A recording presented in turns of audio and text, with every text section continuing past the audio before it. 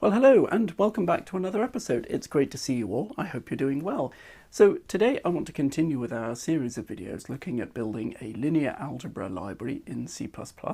And in the previous video so far, we've been looking at building up a class to help us to handle matrices. So we looked in the first episode at implementing basic matrix arithmetic and how that works. And then in the last three episodes, we've been focused on calculating the matrix inverse, or calculating the inverse of particularly of an n by n square matrix using the Gauss-Jordan elimination method. And we spent three episodes looking at that, looking at the theory, and then looking at the practical implementation in the C++ code, and then finally a look at how we might go about doing quite extensive testing to make sure everything is working properly. So today what I want to focus on is calculating the matrix determinant. So we're going to extend our QB matrix class a little bit further, and we're going to implement code to allow us to calculate the determinant of an n by n square matrix.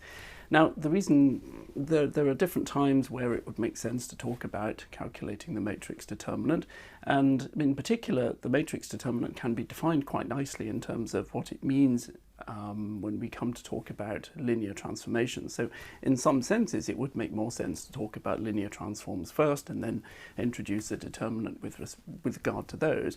I've decided not to do it that way. I want to talk about the determinant now because it's relevant to calculating the matrix inverse, as we'll see in a moment when we go to look at the code. And then later on in a future video I'm going to go on and talk about linear transforms at some point, and at that point then I will talk about the geometric interpretation of the determinant, which is actually really rather nice, but is not something we really need to concern ourselves with today. So today the focus will be very much on just the practical implementation of code to calculate the matrix determinant, and we're going to have a quick look at why we might need to do that and how it can be useful in terms of calculating the matrix inverse. Okay, so I'd just like to say, as I always do, that if you like this video, please do remember to hit that like button, and if you haven't done so already, please consider subscribing to my channel so that you don't have to miss any future videos. I do try and make a video roughly once a week, so if you subscribe, you don't need to worry about missing anything. Thank you very much. Okay, well, without much further ado, let's jump to the computer and let's have a look at calculating the matrix determinant. So before we jump into talking about the code and how I've gone about implementing code to calculate the matrix determinant, I wanted to take a moment just to really introduce the theory behind how we calculate the matrix determinant, and just to say a little bit about what the matrix determinant really means without at this point going into any great detail. So the determinant of a matrix is simply a scalar quantity that represents the properties of the linear transform described by that matrix. Now, I intend to talk about that later when we come to talk about linear transforms. So in a future video, I'm going to discuss linear transforms, and I think it would make a lot more sense to discuss the properties of the determinant in terms of linear transforms at the time that we talk about linear transforms, rather than talking about that now. So I think for now, it's enough to really just regard the determinant as being a single number that in some way represents our matrix. So why talk about it now at all? Well, we've already seen in the previous videos that there are some matrices for which we cannot compute an inverse. Okay, and an example of such a matrix would be this one. If we try to invert that using the Gauss-Jordan elimination algorithm that we talked about in the last three videos, then it will fail, and indeed any algorithm will fail to calculate the inverse of this matrix. Now this is known as a singular matrix, and a to the minus 1 or its inverse simply does not exist. Now it would be really good if there was a way that we could test whether a matrix is singular before we attempt to calculate the inverse. So the Gauss-Jordan elimination algorithm that we implemented in the last episodes is an iterative algorithm, and in cases where it fails, where a matrix cannot be inverted, it will run to the maximum number of iterations, which, if the matrices were quite large, could be quite time consuming and would in fact be very wasteful. If there was a way that we could test first whether a matrix is singular or not before we embark on calculating its inverse, then that would be really helpful. And it turns out we can do that using the matrix determinant, and that's why I think it's quite a good idea to discuss the determinant now at this stage, just after we've talked about how to calculate the inverse. For a singular matrix, its determinant will be equal to 0, so we can simply test that if the determinant of the matrix A, we use this notation here, is equal to 0, then the matrix is singular and thus has no inverse. So in the previous video we saw how a determinant that was close to 0 also indicated a matrix that could not be inverted. The calculation calculation might proceed to give a result, but the result is going to be meaningless. So we have the condition that we can say that if the determinant of A is close to or equal to 0, then the matrix A is singular and cannot be inverted. So what we need is a way to calculate the determinant, and then we can test if it's equal to or close to 0, and if it is, we know that there's no point then trying to calculate the inverse of the matrix in question. So how do we actually go about calculating the determinant? Now, luckily, it's actually quite easy. I'm going to introduce this first in the 2 by 2 case, which is the simplest. So for a simple 2 by 2 matrix, we're given by this notation here. We have, of course, 4 elements, A11, A12, A21, and A22. And it turns out, I'm not going to attempt to prove it here, but the determinant of this matrix is given by the product of A11 and A22 minus the product of A12 and A21. So that's A11 with A22 minus A12 with A21.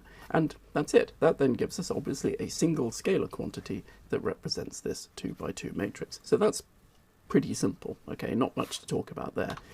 It gets a little bit more interesting when we then move to the 3 by 3 case. So now we have a 3 by 3 matrix here with elements A11 through to A33. And it turns out that in this case, the determinant is given by this equation here. So we have the element A11 multiplied by the determinant of this 2 by 2 matrix here, A22, A23, and so on.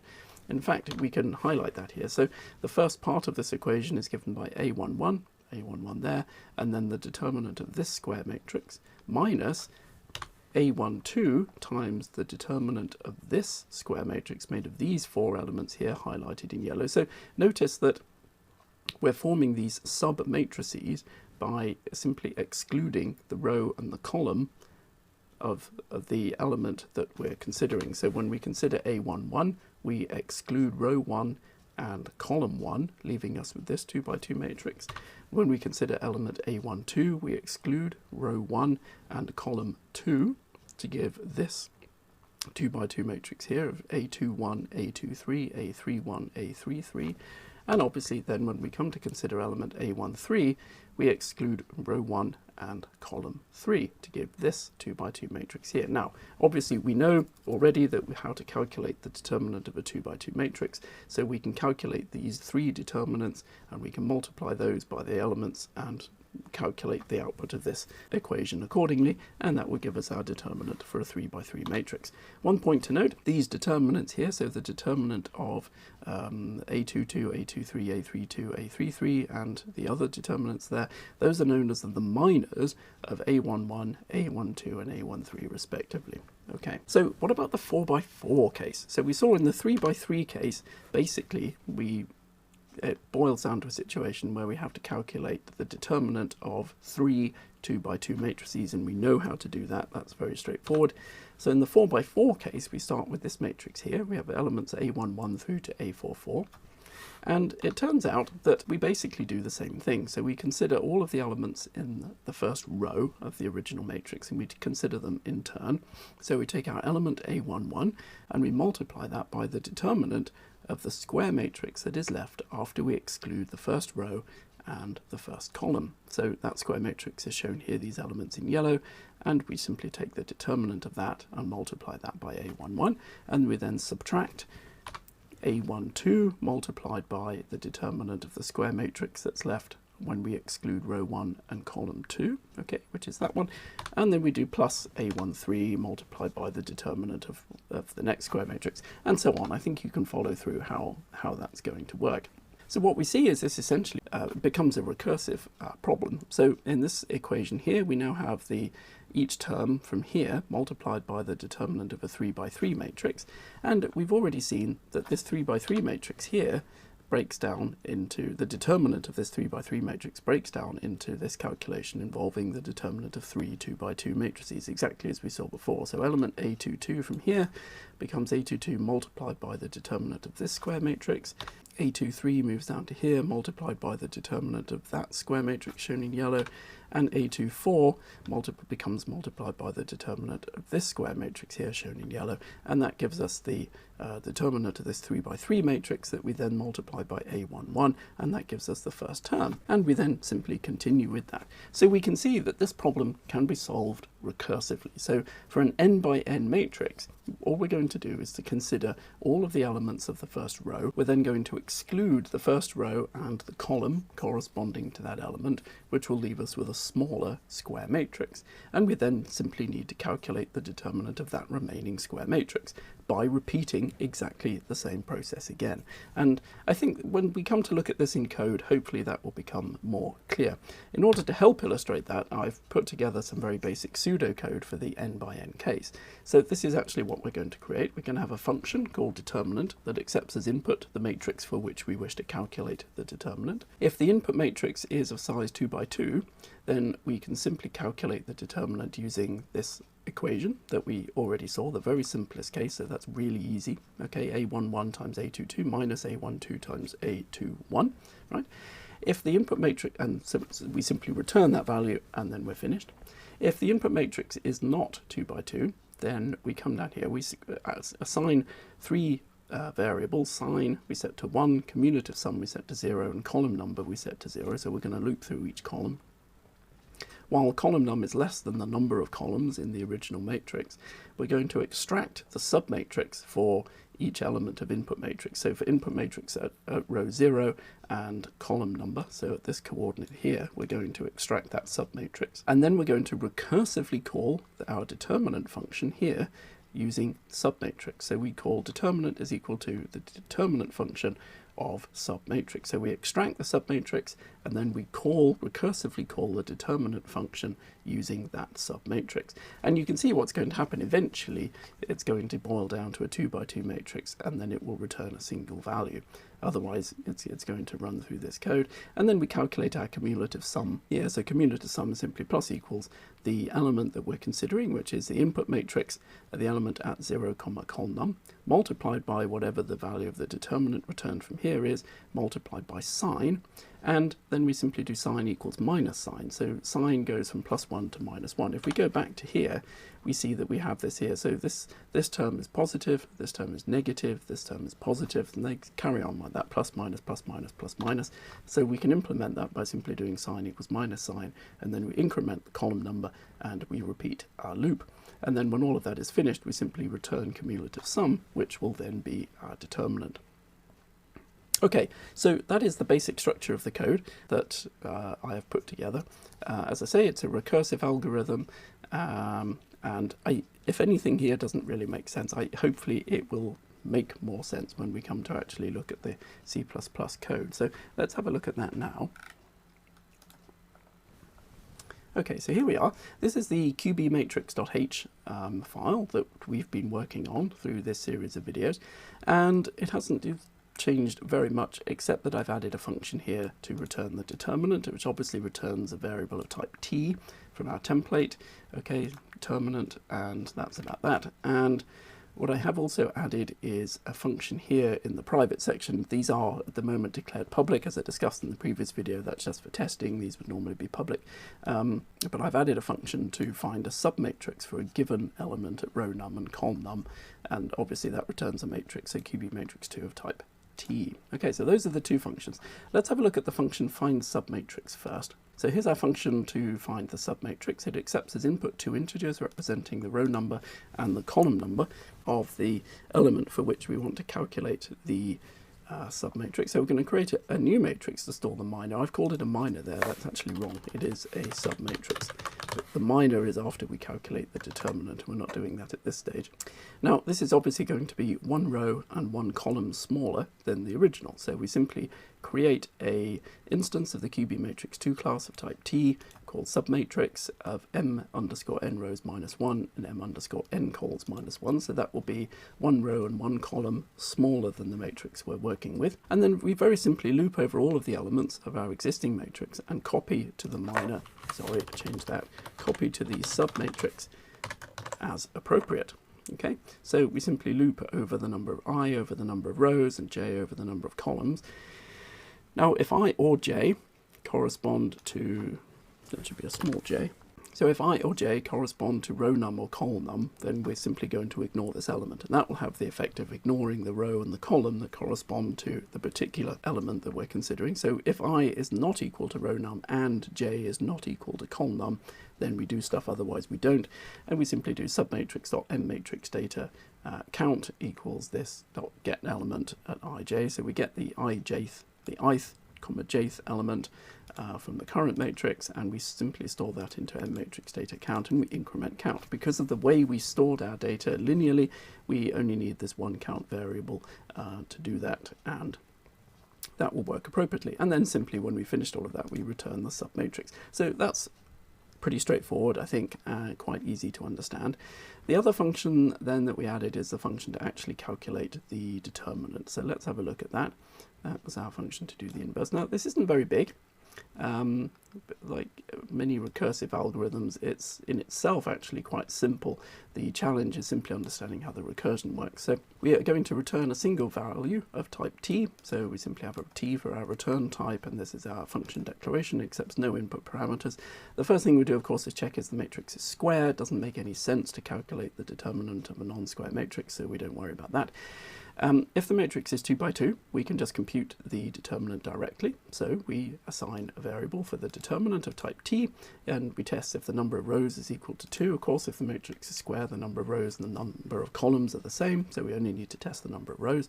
And we simply calculate the determinant as being element 0 multiplied by element 3 minus element 1 multiplied by element 2 of nmatrixData. That's it. That is simply the equation for calculating the determinant of a 2 by 2 matrix. If the matrix is not 2 by 2, then we're going to come to here. So we need to extract the submatrices and then recursively call this function. So just as we saw with our pseudocode, we assign two variables here. We have cumulative sum of type t, which we set initially to 0, and sine of type t as well, which we set to a value of 1. We then loop over the number of columns in our matrix. So we're going to do this, we're going to extract the submatrices for all of the elements in row 0, sorry. Now, you can actually pick any row to do this for, but I mean, why would you pick any row other than row 0, the first row? I just think it just really makes sense to do that. So we're going to loop through all of the columns, and we're going to find each submatrix for each element along the columns in row 0. So we use our find submatrix function that we've just talked about to return our submatrix, of course, as an instance of the QB matrix 2 class of type T. And then we're going to cumulatively multiply the determinant of that submatrix by the current element of this matrix and the sign variable. Okay, and note the recursive calling of the determinant method. So we have cumulative sum plus equals this dot get element 0j, so that's the current element of the current matrix. We multiply that by submatrix.determinant, so that will recursively call the determinant function on the matrix submatrix, and we multiply by sign. And then we have here simply sign equals minus sign. So sign will vary from 1 to minus 1 to 1 to minus 1 to 1 to minus 1, as we discussed. And that's it. We then simply loop over all of the columns and do that. And when we finish that loop, we have determinant equals cumulative sum. And then at the end of the function, we simply return determinant. And that's everything. That is how to implement a recursive algorithm to calculate the determinant of an n by n square matrix.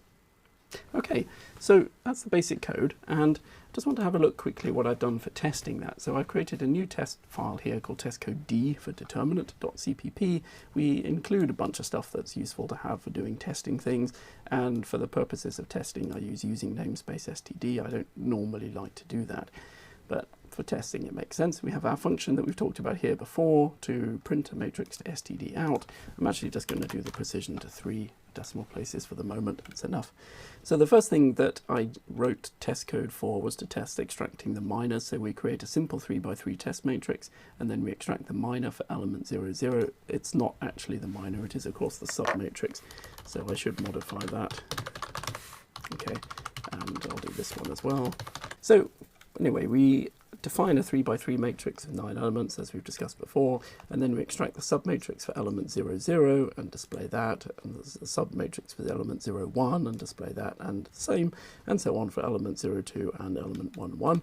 And then we test that with a larger matrix, a 5 by 5 with 25 elements, and again we test for element 0, 0, 0, 1, 0, 2 and 1, 1. And then I've gone on to actually look at calculating the determinants, so the determinant of the original 3x3 matrix and the determinant of the original 5x5 matrix. And then we look at calculating the determinant of a singular matrix to make sure that that comes out equal to 0. Okay, so let's compile and run that code and see what we get. So if we go to a terminal window, we're going to compile this to testcode D, and testcode d.cpp and minus std equals C++17. Okay, and let's run testcode D, and there we go. So let's just scroll up and see what we've got.